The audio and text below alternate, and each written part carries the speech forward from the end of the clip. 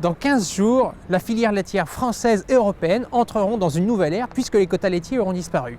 Alors l'année 2014 avait été marquée par une augmentation très importante du volume de lait produit, du fait de prix très attractifs, et le marché mondial avait plié sous ces volumes conséquents qui est arrivé sur le marché, phénomène qui avait été aggravé par l'embargo russe. Mais depuis quelques semaines, on observe un rebond sur le marché mondial des produits laitiers qui s'explique par plusieurs facteurs.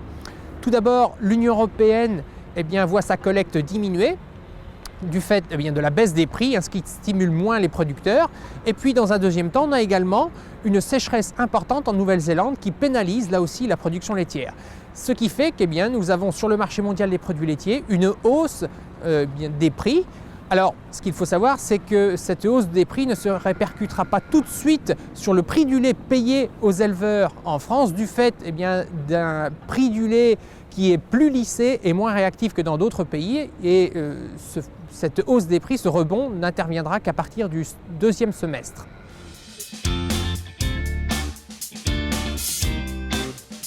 La filière laitière française va effectivement être confrontée à plusieurs enjeux importants dans les années qui viennent.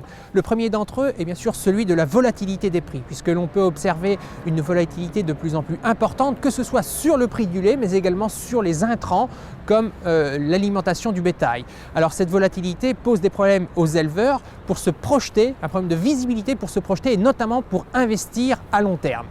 Le deuxième enjeu est celui de l'agrandissement de la concentration de la production laitière dans des exploitations de grande taille. Cela pose notamment des problèmes en termes de gestion de la main-d'œuvre sur les élevages, que ce soit des problématiques d'entente entre des associés sur des GAEC à plusieurs personnes, ou alors des problématiques de gestion du salariat et de fidélisation de la main-d'œuvre sur les exploitations. Et puis, un dernier enjeu qui est très important, c'est celui du renouvellement des générations d'éleveurs. C'est bien entendu, il faut savoir que dans les 10 ans qui viennent, 50% des éleveurs laitiers seront amenés à transmettre leur exploitation, et cela nécessite un effort important de l'ensemble des acteurs de la filière pour installer des nouveaux agriculteurs.